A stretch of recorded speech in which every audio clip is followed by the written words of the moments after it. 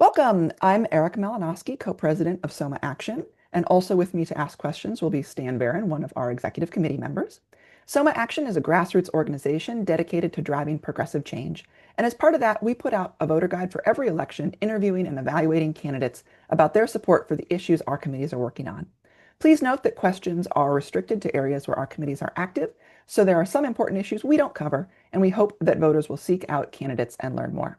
Today we're Today we're joined by J.L. Cauvin, a candidate for New Jersey's 11th congressional district. JL, thank you for joining us. Thank you for having me. My pleasure. Could you please introduce yourself and tell us why you're running for Congress? Sure. My name is J.L. Cauvin. I am an eviction prevention attorney and also a stand-up comedian. I've lived in Bloomfield for a little over 6 years, and I'm running for two reasons. Given what I do for work, I have seen the affordability crisis at its most desperate level. And I also think that the Democratic Party at large has been struggling throughout the Trump era to win the battle of communication, the battle for attention. And though 30 years ago that might not have been as significant an issue and considered even superficial, I think when you see a party like ours with the better candidates, the better policy, and the more popular policies when stripped of the party identifiers, clearly there's a messaging problem. And I thought, given my work as a lawyer, but also my ability to grow an online community over the last decade or so, especially in terms of anti-MAGA satire, I don't think that's a superficial quality to bring to the table for the Democrats in 2025, 26. So I'm running because I think our party needs help, our district needs help, and I think I have a sort of set of skills that could be uniquely useful at this time in our history. Thanks. I'm going to pass it over to Stan to ask the first set of questions. Yes. Okay. So you're running to be one of 435 voting members of one House of Congress.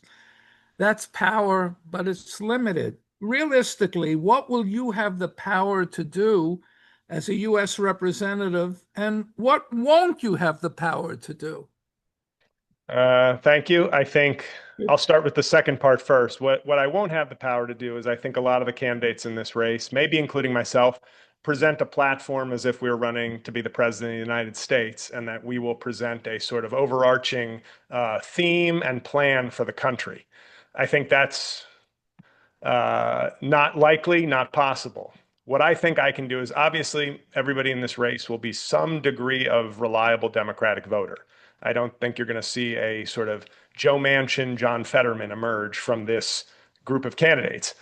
What I think I bring that is distinctly unique from the other candidates is the ability to message, the ability to be a common communicator and to broaden, I think, the appeal. And I know this might sound arrogant, but the ability to broaden the appeal, to make the Democratic message more understandable, more palatable to the voters. Because like I said in my opening statement, I think the issue we're having as Democrats is really a communication issue. And this isn't to say that I will have the bully pulpit of the presidency, but I do think my ability to engage, to communicate, to reach people across the country, frankly, with my satire and with some of my serious takes is not a small thing. I think a lot of the candidates in this race have built up war chests with the sole purpose of trying to reach more people and trying to get a message to more people. I've already done that organically, and I think that is something that I can bring that will give me, I think, an outsized role and power. You know, I won't be 435th as far as my output and my reach. So I think in an era where the Democratic Party is struggling in a messaging and engagement and branding, and I hate to use that buzzword, but that is something that I can bring disproportionately relative to the other candidates. Now, you may have answered B already. What skills does a congressperson need to be effective, and how have you demonstrated those skills? Sure. You can elaborate. Obviously, I think cooperation is something that you need to bring to the table. I mean, I've already spoken in terms of my communication skills, but I think cooperation is something you also have to bring to the table. And I think both as a lawyer, and as an entertainer, you are reaching people, you're coming to agreements, you're reaching people who are adversarial in some cases, whether it's their politics in a comedy club or wanting an opposite outcome in court. And I think the balance of being able to fight and articulate and communicate while also being someone whose both entertainment and legal careers involve negotiation and coming to agreements. I think those are the skills, the broad skills that I would bring to Congress. So I think personally, the one thing I will say, I think there's too much talk in our media of bipartisanship at this point, and I think we need Democrats who can help bring together the Democratic Party, because I think right now we have it feels almost like an internal civil war while also fighting a cold civil war with MAGA. And I think we need people who are engaging, cooperative, but passionate, who can really, we need to unite the left. I think we have the better policies. We have, when you count disillusioned and disaffected Democrats and independents, I think we have bigger numbers. We have the better policy, and we need people who can sort of help. I'm not saying I'm the one. I can be one of many who sort of moves our party in a more unified, stronger direction that appeals to more people. Often in politics, donors, political bosses, other people with power will try to persuade you to prioritize their interests over those of your constituents. This could be by making you dependent on their money or having control over your career or simply building relationships that make it hard to say no to your friends. What have you done or will you do to keep yourself free of these entanglements and protect against them unduly impacting your judgment? Sure. Um, I think, once again, I know you're probably going to hear this refrain from a lot of candidates, but I think I am singular in this race in terms of I come with no institutional backing. I come with no special interest agenda. I'm here as a citizen of the town of Bloomfield, trying to make my community better and use the skills I have to hopefully help the district and the party. In my career, I think looking at being an eviction prevention lawyer, it's the ultimate, I guess, non-sellout kind of job. There is you are fighting for individuals to stay in their homes. That is one-on-one. That is fighting landlords and private equity companies. I'm sorry, that is as grassroots and as real and as fighter as it comes. And honestly, in my comedy career, um, in the 20 years I've been doing comedy since I was in law school. So these have been like parallel tracks for me my entire adult life. And I've had opportunities to sell out for gigs and for money. And I've seen friends sort of pivot to sort of, where's the money now? Is it with right-wing media? Is it with these angles? And for better or worse, I have always stayed true to exactly who I am, what I think is funny, and I have shared political opinions and steered my comedy in a more political, satirical road, which has lost me fans. It may have gained me fans also, but I have always stayed true, whether it's in my legal profession, my entertainment pursuits, 100% true to who I am. So if I haven't sold out in my entire adult life in the two things that I've pursued with everything I have, the idea of going to Congress, making a pivot like this in my life, the idea of caving to anybody, I say this all the time when I'm watching the news. I go, what is the point of this job if you're going to cave to other people?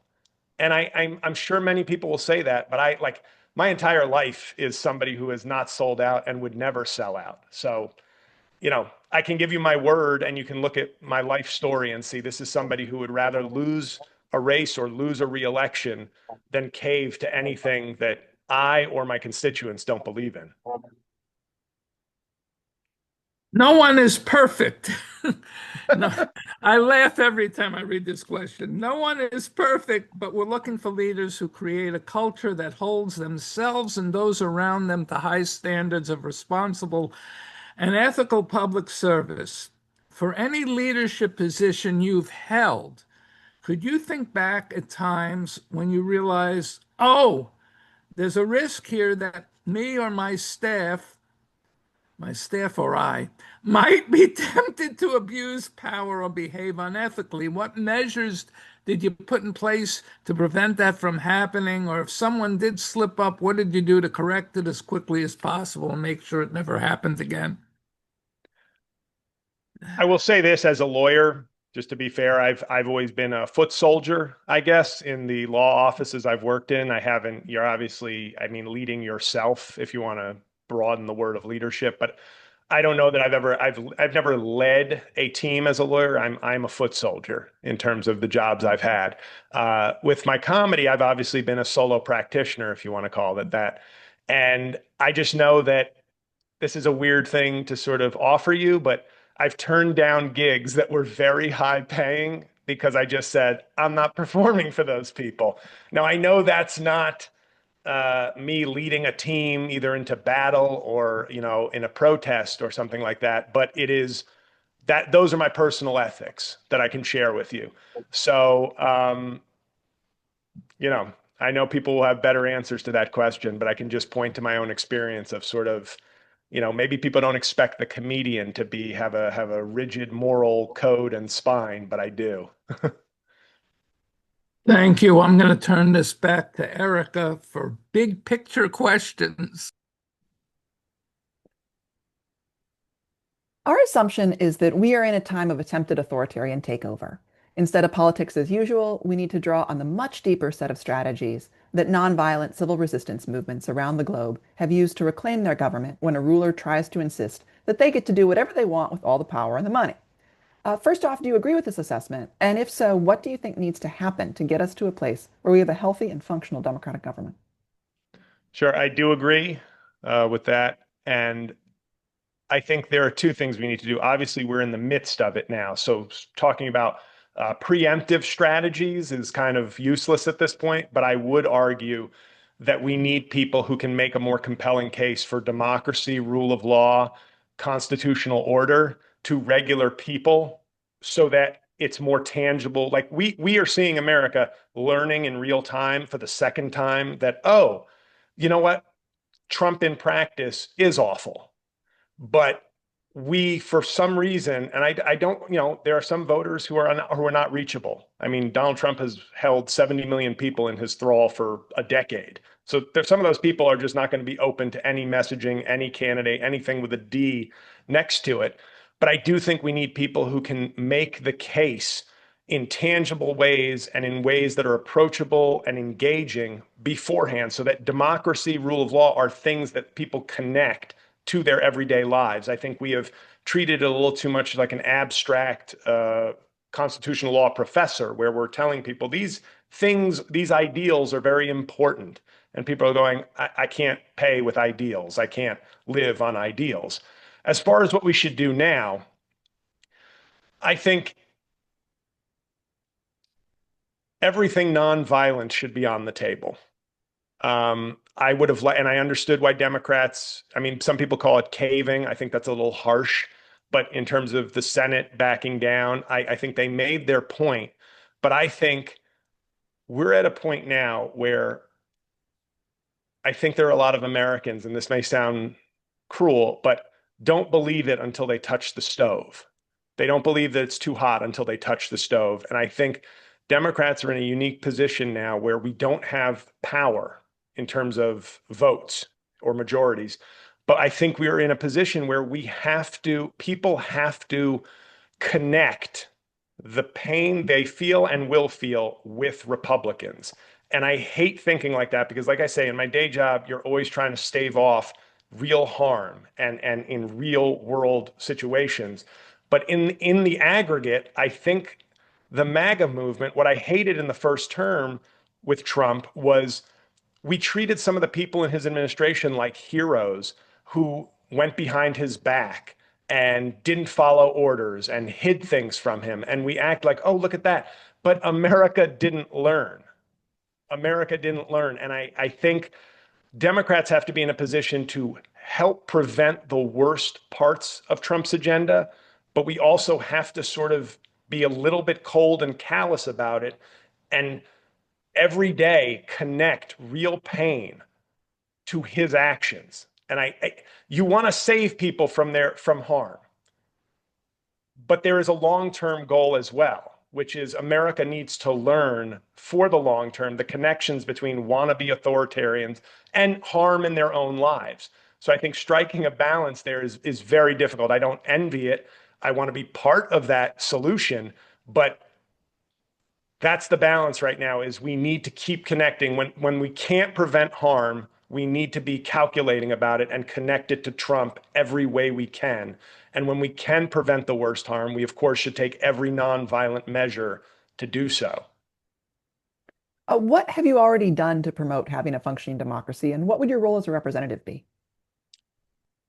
Um, I think I think as a fun, I mean, my first job out of law school, this is going back a while, was as a prosecutor. And I thought, being a sort of judicious, good liberal as a prosecutor is valuable because our criminal justice system often works like a factory. I do think housing is a human right. So even though this is self-serving and kind of easy, I think doing what I do now, keeping people in their homes, democracy in action is keeping people in their homes, connecting good policy to good results. And I also think my comedy, I'm not high, people have asked me, how are you going to treat your comedy? You're going to have, no, my comedy, the messaging, the satirizing of Trump and the pointing out the cruelty of Trump, the stupidity of Trump, and the effects of Trump through comedy has helped me reach millions of people versus hundreds of people. And um, it's easy to say, and I know if I were Jon Stewart, people would probably say, "Oh, of course, you've helped democracy with your comedy because you're a big famous person, and we all know you, and we know you're fighting the good fight." Well, I've been fighting that good fight on a less famous level, and it does get me a lot of engagement, and it does get me people saying to me, "You keep me hopeful," which is important that people fighting for democracy stay motivated and stay hopeful. But it's also made the point to more people about what Trump is doing through a comedic lens. So those are the tools I have. So those are the ones I use. And as a member of Congress, I think it's the same thing. I think I'm I'm a firm believer in the Constitution and rule of law, and I think what's happening is disgusting. And I think I would be a prominent member of Congress on these issues and on communicating democracy to people. Um, so, I also think some of the issues that I would push for more specifically as a member of Congress, because I think people need to have faith that their leaders don't care about themselves and their jobs more than the people they're representing. So I want term limits. I'm not looking to be I'm 6'7", 290 pounds, so I don't know if I'll make it to 90 years old, but I'm certainly not looking to be 90 years old in Congress. I would push for term limits, getting rid of partisan gerrymandering. I know these are big hills, but this is, I think seeing more Democrats in favor of good democracy will also inspire more people, and banning stock trading. And I am not like the reason I say these things, they may sound flippant, but I am not a politician. I have no vested interest in a political career. I think I can help. And I think being active, being engaging, and also sending a message that, like, yeah, this isn't about me. I'm telling you, limit me to 7 terms if I'm even that lucky. And I won't stock trade. I have a Fidelity account. I don't even know what's going on in it. That's my retirement. And partisan gerrymandering. If you want to, if we have more fair seats and that loses me my seat, you know what? Good, because democracy is more important than any one representative. So that's the kind of stuff I would push for. Being a leader and being a loud voice. Republicans aren't going to do it. So if we can push to people who are disillusioned with the system that we're the party of good governance and you over us, and a loud voice and a skilled voice at sending that message can really help. One of the reasons we think our country is so vulnerable to authoritarianism right now is that we've spent decades concentrating wealth in the hands of a few, while ordinary people become less and less able to meet their basic needs. And while you don't have the power to single-handedly change that, what do you think we should be working toward in terms of ensuring that everyone can meet their basic needs and wealth isn't too concentrated? Sure. Um, I think we've reached this point in history somehow where, when we had one Rockefeller in this country, it was like laws were passed to basically break it up, and this is unconscionable. We have, 400 or 500 Rockefellers now, and they have more political power and are taxed less. I think, and this is where I think Bernie Sanders has obviously resonated. This is where I'm a fan of sort of Elizabeth Warren, who I think has been, as much as Bernie has been the sort of spiritual leader of a more progressive anti-oligarch movement. I think she's been a nuts and bolts fighter in terms of legislation, in terms of, I mean, creating the Consumer Protection Financial Bureau, things like that, where I think we need, and I think there is a thirst in this country. This is kind of a bipartisan issue, and this is where Trump, even though he lied, his messaging was, if I mean, this is my case for messaging, really, and I hate to be like, watch Trump, he's got it right. But messaging is so important. Trump messaged on the working man and has screwed them. And yet his messaging was so powerful. We've somehow fallen into this trap with him as a country. I think we need to, I mean, private equity, I think needs to be gotten rid of in terms of some of the industries they're in. Health and housing are two places where they should be severely limited. I think we need to be taxing the ultra wealthy a lot more.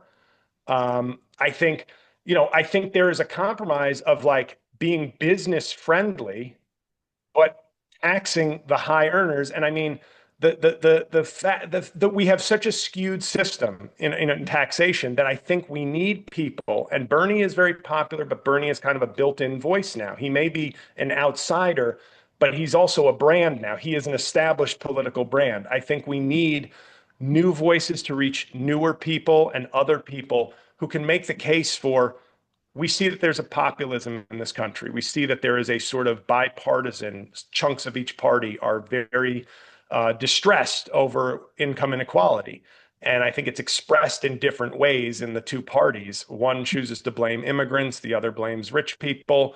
And I think we need a comprehensive, as a Democratic Party, I think there needs to be a come to Jesus moment where we all sit down and say, what is the compromise between our two or three or four sides within the party that can be a populist leaning movement that we can get on board with? And then we have to just go with that. And we will pick off some of the populists on the right. We will interest more independents and disillusioned Democrats. But I think taxing the wealthy, the way capital gains is taxed is absurd. And it's absurd because we're at this point of incredible inequality. Maybe there was a moment where you could say, hey, this is going to spur investment and this is going to, we're at, it's, I always forget which DEF CON is the worst, one or five, but we're at the worst one. And it calls for drastic action, but maybe not the sky is falling communication.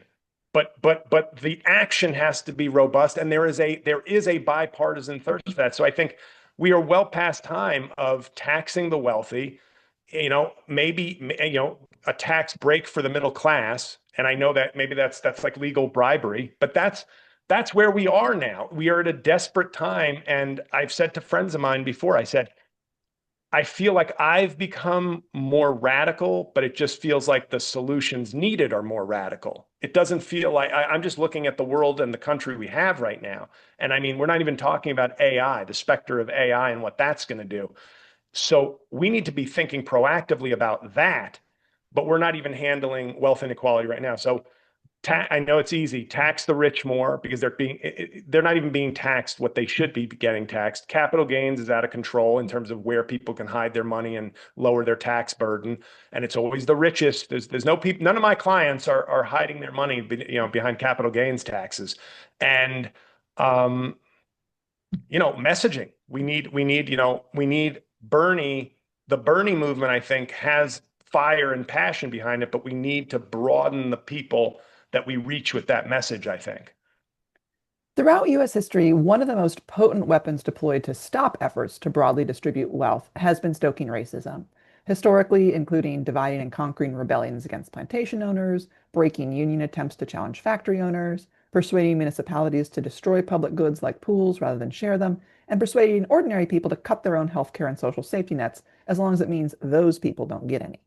What will you or your allies do to counter this dynamic when it gets deployed to try to block the goals you just talked about?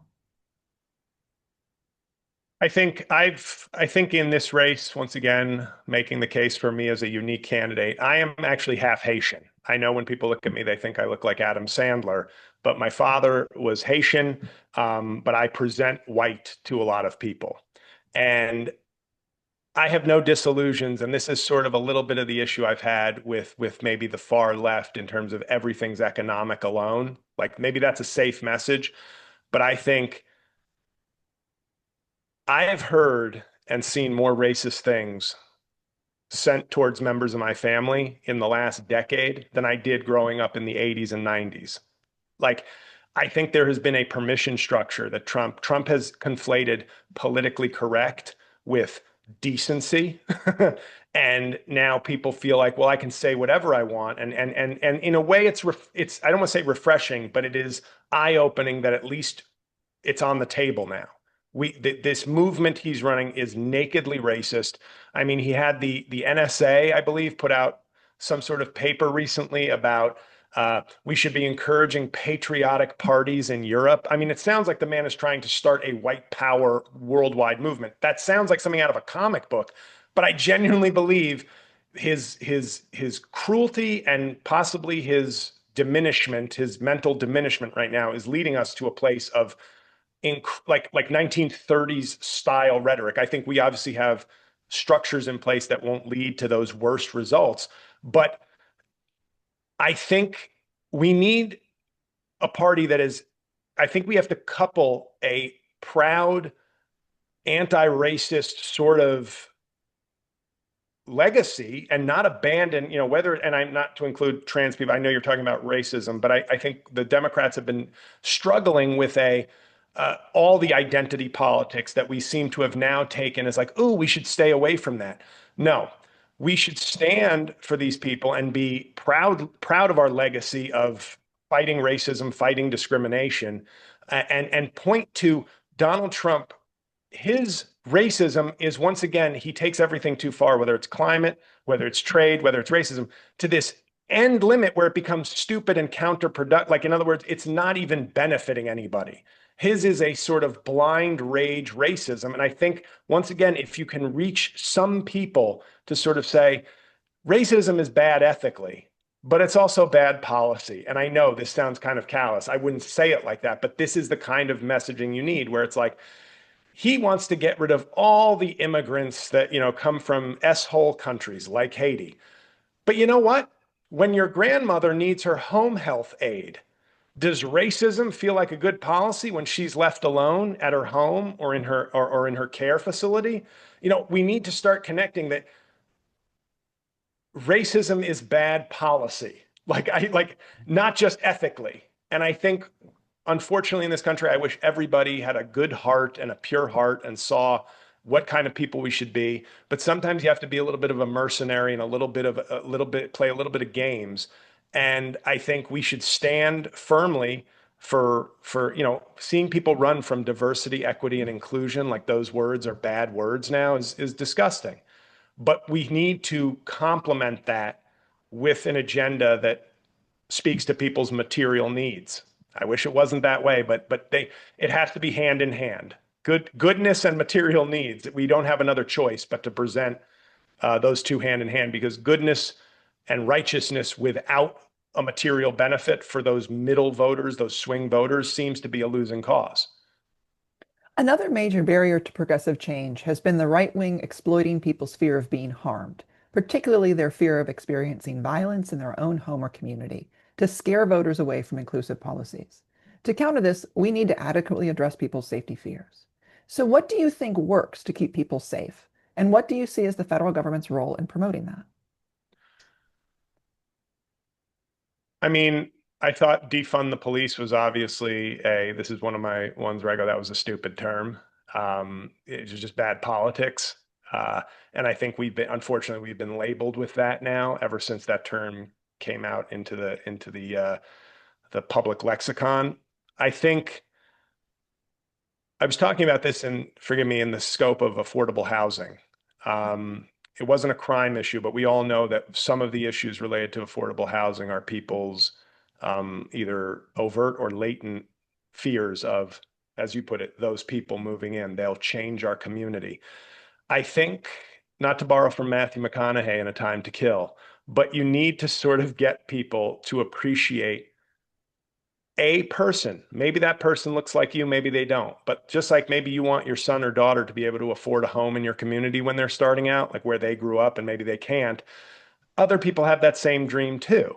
And I think this is one of the long-term issues we have in this country, which is getting people to see people that they don't normally see. I had the fortune of growing up in New York. I grew up in a diverse home, a diverse community, and I live in a diverse community now in Bloomfield, which I think is probably demographically a lot more diverse than a lot of this district. And I think we need to find a way, and then I'll get more specific. We need to find a way to communicate to people that, as cheesy as it sounds, people are people. And we have this kind of otherism. Even liberals, even good liberals have a bit of an otherism embedded in their NIMBYism. But as far as safety is concerned, because I think there's always a racial component in that. I think there is. Um, I think we will always need police. I worked with police. I was a prosecutor, so I did that job because I wanted to help my community. And I remember talking to kids when I was on the job, and I would make the kind of pithy suggestion like, well, if you think cops are a problem, these are people living in housing projects who have cops just patrolling their stairwells.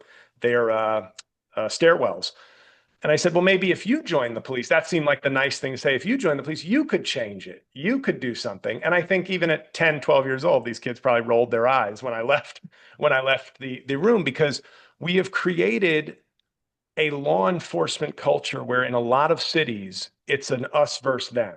The cops don't come from the communities. They live in other communities. There's like a siege mentality. It's like, I'm going into the job again. And don't get me wrong, police work is dangerous. Police work is important. But I do think we need, on a local level, everywhere, more efforts to have cops coming from the communities they live in, whether it's requiring that they live in the community, whether it's recruiting more from the community. I think that's a long-term issue, but I think that is one of the ways we can help policing, is that if you are policing your own community, you're not going to treat your neighbor like garbage. You're going to treat them with a different level of respect. And I see it. I saw it when I was working in New York as a prosecutor. Like, there is a very us versus them mentality. And I think that's something that needs prodding, but also needs time to develop. And I think we've also lost, when you see Republicans bashing woke prosecutors, changing a system of injustice takes time. And we are also at a loss, I think, for patience with a lot of things, because if you get robbed tomorrow, you don't want to hear about how policing is going to be great 10 years from now. As far as what the federal government can do, um,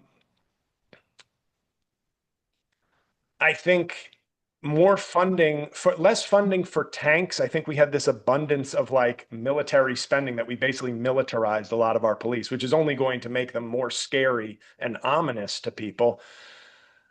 I think something like the George Floyd Policing Act is something, I know it's kind of a dead letter at this point, but I think having done the job, I think those are the kinds of things that can really help. I don't care how many people roll their eyes at it. I think training, I think restructuring police departments and having federal funds and federal laws to promote and forcefully guide some of these things is necessary. It's the same way it was the federal government and the federal courts who changed civil rights laws because the states and the local municipalities weren't doing their job. I think policing, while of course respecting officers and the job they do and how important it of course is, everybody here who's even the most righteous liberal has had a moment where they were very thankful to see a police officer, and we can't forget that. But I think it's gotten too much of an us versus them and not of us for us kind of approach in policing. So I think something like the George Floyd Act, which I know I would support it, but I know it's, everything George Floyd, once Trump got back into office, became taboo.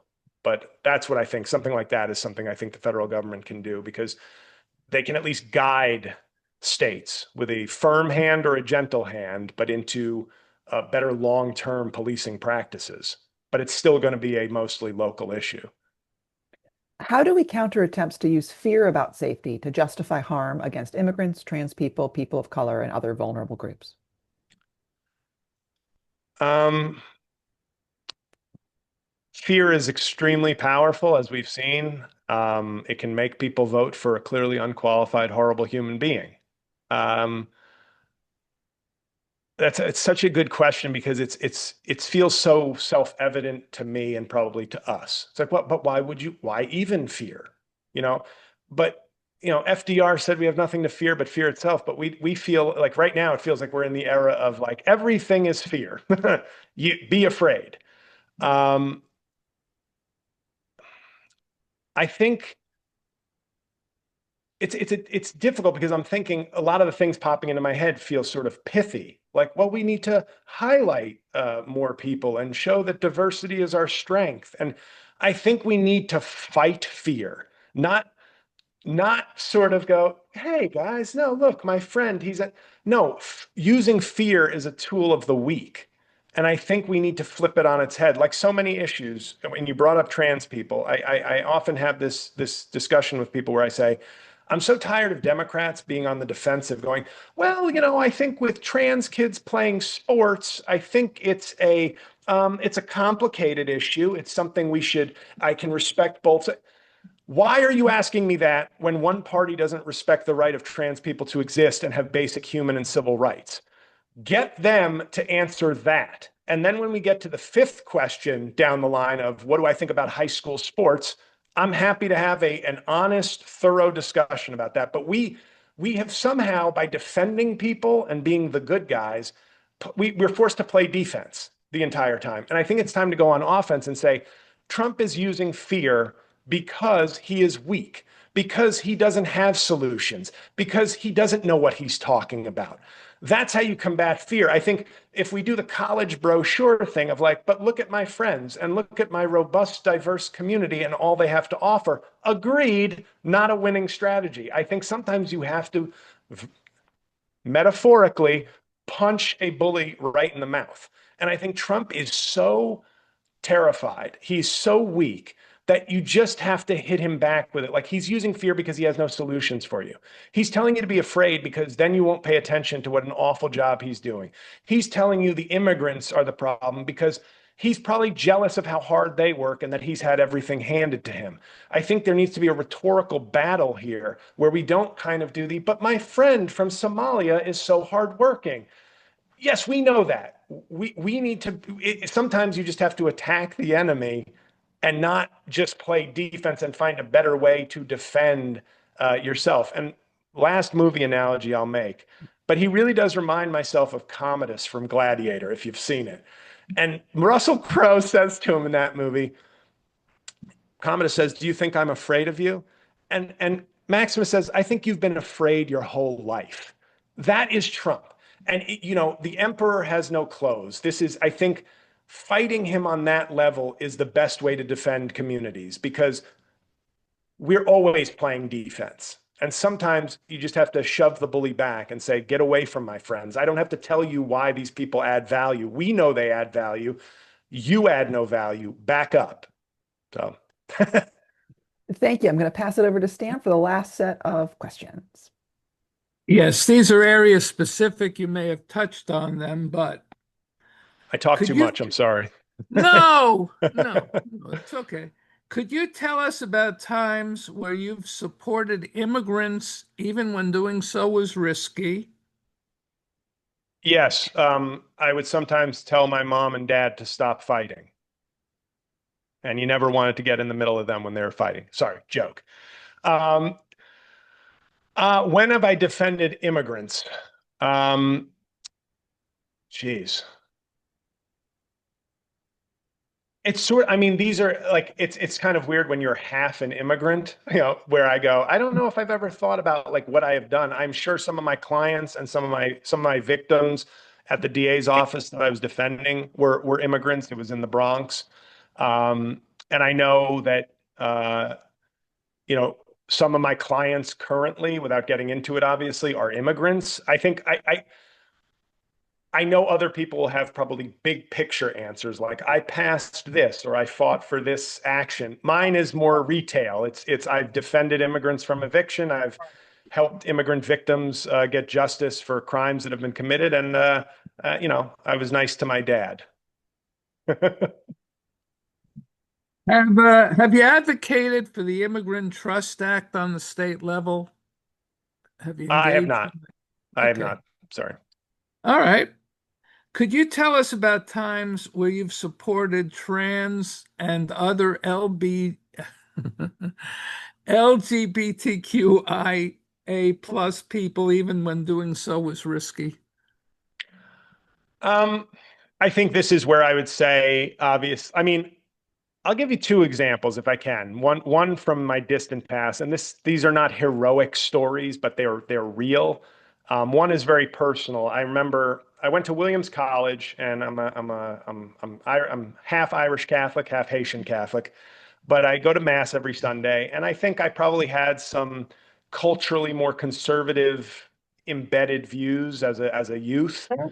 And when I went to college, Williams College was a fairly progressive place, and they had Queer Week every year.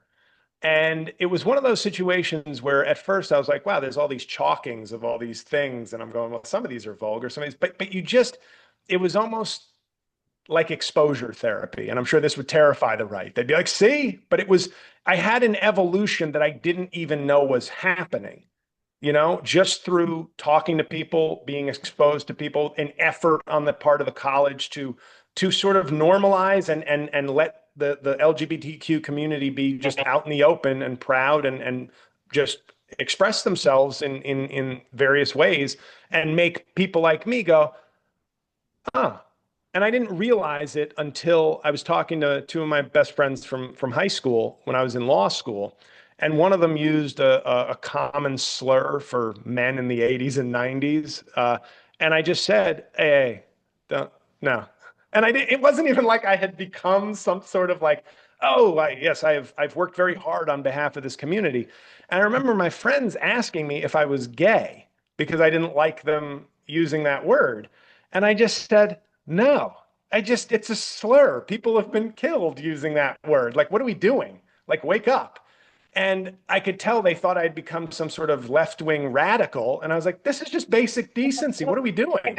Like, we're not in eighth grade in the early 90s anymore. It's time to realize the power of our words. So that was like a little thing.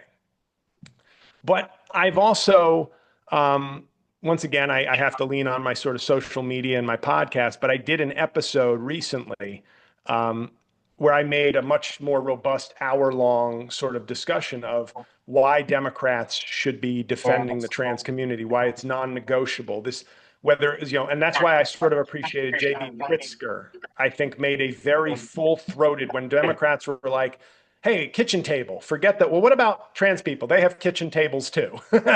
And the JB Pritzker had sort of spoken in a way of like, I'm not abandoning this community. This is non-negotiable. These are citizens. These are brothers, sisters, mothers, fathers. These are people who are entitled to the American dream and full rights and full stop. That's it.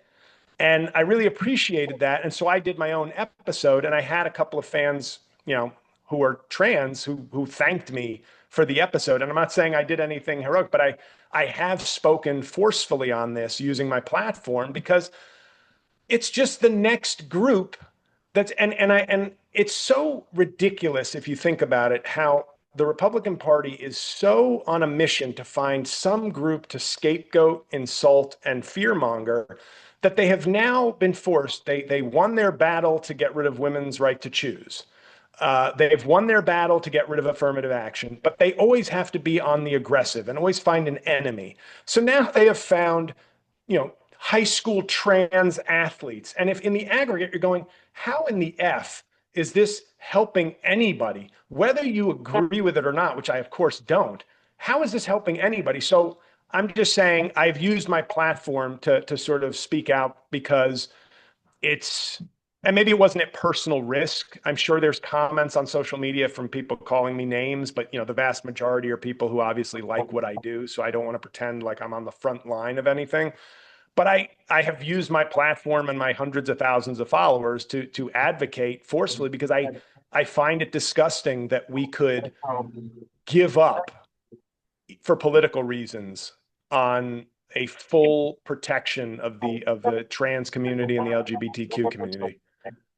And I just want to know, because I know you have a hard stop at 11, that we've got 4 questions. So Okay, 2 minutes keep each them would be short. Oh, perfect. that's my Okay. timekeeper cookie. Sorry. Okay. Sorry. Could you give examples of when you've prioritized climate action, even though there were competing priorities? Boy, I'm sorry about that. No, no, My oh, dog was adopted from Tennessee, so I don't think she's as big into climate change as I am. Um, Cookie, sorry, can I mute for 1 second? go ahead.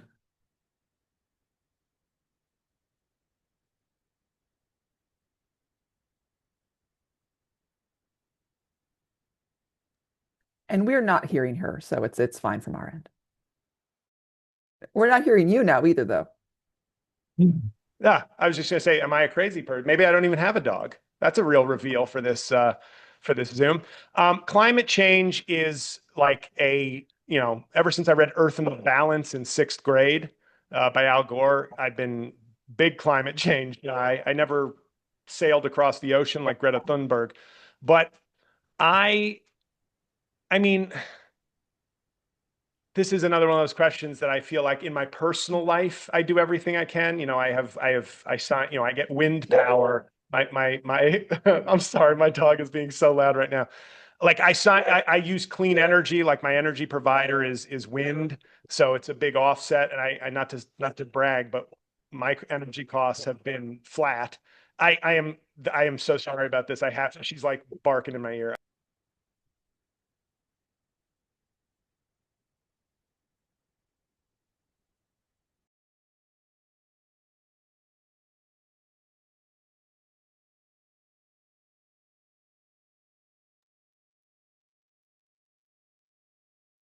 Okay. Unmute yourself. Sorry. Uh, Yes. Um, let's move on yeah. then. Okay, well, you haven't run any organizations, but the next question was how have you prioritized diversity, equity, and inclusion in your own organizations, and more broadly when it's been under attack? You sort of spoke about that already. So with limited time, let me go to the next question, if that's okay with Eric. Sure. Sure. Thank you.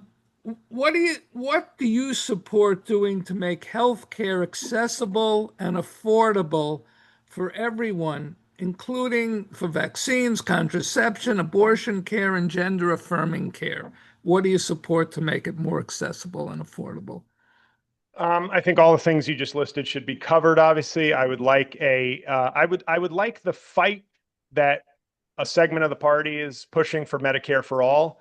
Um, I am what I would call I'm as progressive as we can be, is how I would describe my philosophy.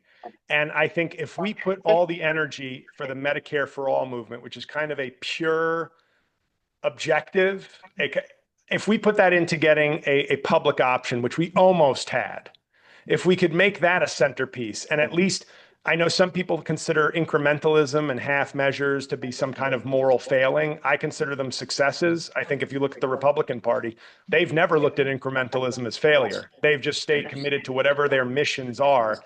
And 50 years later, they incrementally got rid of the right to choose. Um, I think my approach would be not only pushing for a public option, but also I think in terms of elder care, I think in terms of care for children, I think in terms of care for disability people with disabilities, I think we need to have a sort of puzzle piece approach to improving healthcare. I think every step we can make that makes healthcare more affordable, more accessible, and covers more things is the goal.